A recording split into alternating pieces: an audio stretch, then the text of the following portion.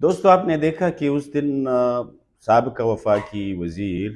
جو سائنس کا بھی وزیر رہا، اطلاعات کا بھی وزیر رہا ہے، فواد چودھری کے ایک کمنٹ پہ جو بہت تضحیک آمیز کمنٹ تھا پشتونوں کے بارے میں،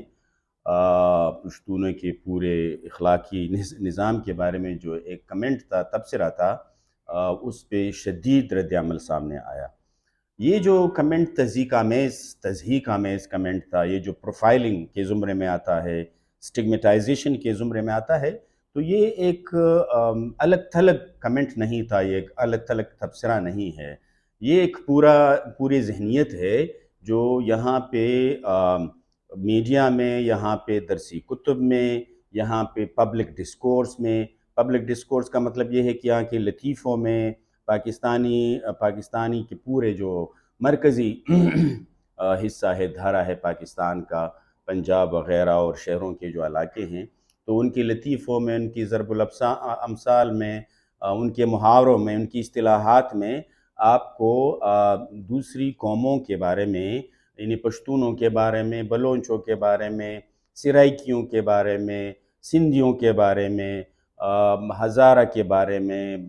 پوٹوہاریوں کے بارے میں، آپ کو گلگت بلتستان کے بارے میں، کشمیریوں کے بارے میں، یہاں تک کہ کشمیریوں کے بارے میں جو مختلف قسم کی قومیں اور نسلیں ہیں، ان کے بارے میں آپ کو تضحیک آمیز محاورے،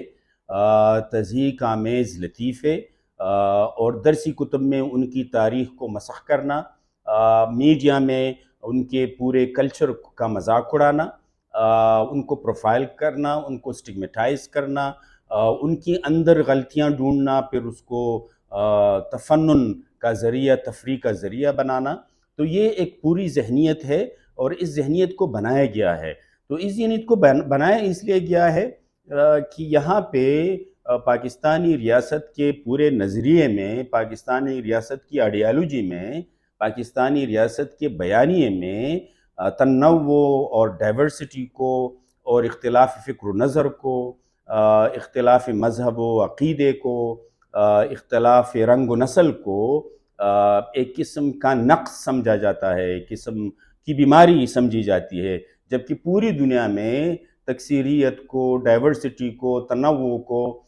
مالداری سمجھی جاتی ہے،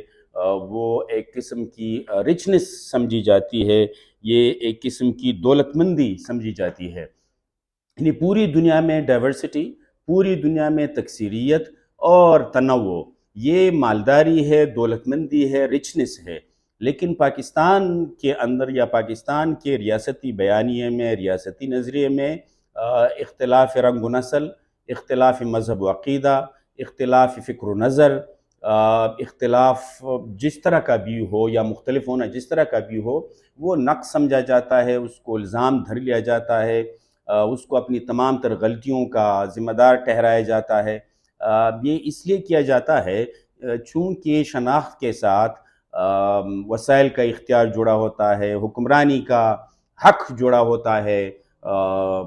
شناخت جو ہوتی ہے، جو مختلف قسم کی شناختیں ہیں، تو اس کے ساتھ وسائل کا اختیار جڑا ہوتا ہے، اس کے ساتھ فیصلوں کا اختیار جڑا ہوتا ہے، اس کے ساتھ حکمرانی جڑی ہوتی ہے۔ تو اس وجہ سے یہ پورے پاکستان کے ریاستی فکر بیانیے میں جو یکسانیت کے پروجیکٹ چلائے جاتے ہیں، جو سب کو ایک جیسا کرنے کے پروجیکٹ چلائے جاتے ہیں، جو تہذیبوں کی نفی کے پروجیکٹ چلائے جاتے ہیں، جو مختلف تاریخوں کو مسخ کرنے کے پروجیکٹ چلائے جاتے ہیں، جو مختلف قسم کی ثقافتوں کو ختم کرنے کے پروجیکٹ چلائے جاتے ہیں، جو مختلف قسم کی زبانوں کی تذلیل کے پروجیکٹ چلائے جاتے ہیں، مادری زبانوں کو تعلیم سے نکالنے کے جو پروجیکٹ چلائے جاتے ہیں، اور ایک کے حوالے سے جو بات ہوتی ہے، تو وہ یکسانیت لائی جاتی ہے۔ تو وہ یکسانیت اس لیے لائی جاتی ہے تاکہ لوگوں کو بے اختیار کیا جائے، تاکہ لوگوں کے وسائل پہ قبضہ کیا جائے،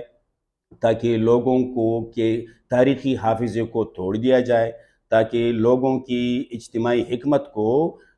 جو بہت بڑی اجتماعی حکمت جو ہزاروں سالوں سے چلی آ رہی ہے، اس اجتماعی حکمت کو ختم کیا جائے، اس کو تحلیل کیا جائے، اس کو پگھلا دیا جائے، تاکہ لوگ اپنے اجتماعی حافظے کے ساتھ، اور لوگ اپنے وسائل کے ساتھ، اور لوگ اپنی حکمرانی کے نظام کے ساتھ جی سکیں۔ تو اس وجہ سے یہ یکسانیت کا پروجیکٹ چلایا جاتا ہے، اور اس وجہ سے یہ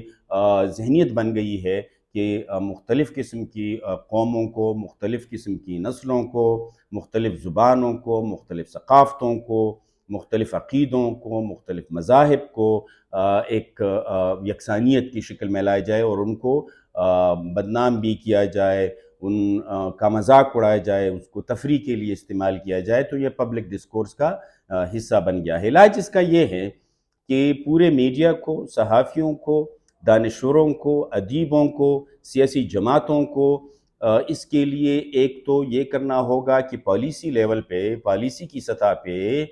قوموں کی زبانوں کو، تاریخ کو، اور ان ساری جو قوموں کے ساتھ، مختلف قوموں کے ساتھ جڑی ہوئی، شناخت کے ساتھ جڑی ہوئی جتنی بھی چیزیں ہیں،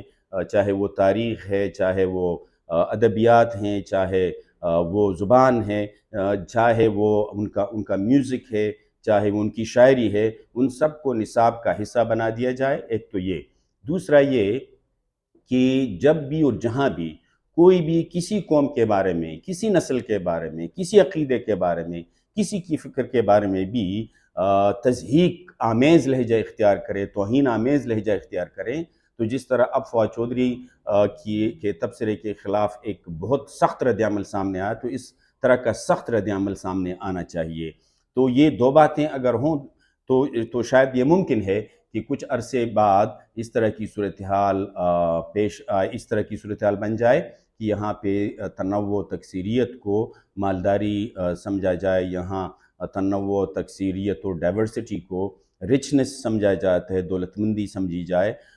لیکن اس کے ساتھ ظاہر ہے کہ سیاسی اختیار جڑا ہے، تو ممکن ہے کہ عوامی سطح پہ عوامی حکمرانی کا، قوموں کی حکمرانی کا، قوموں کی شناختوں کا، قوموں کی خود مختاری کا، صوبوں کی خود مختاری کا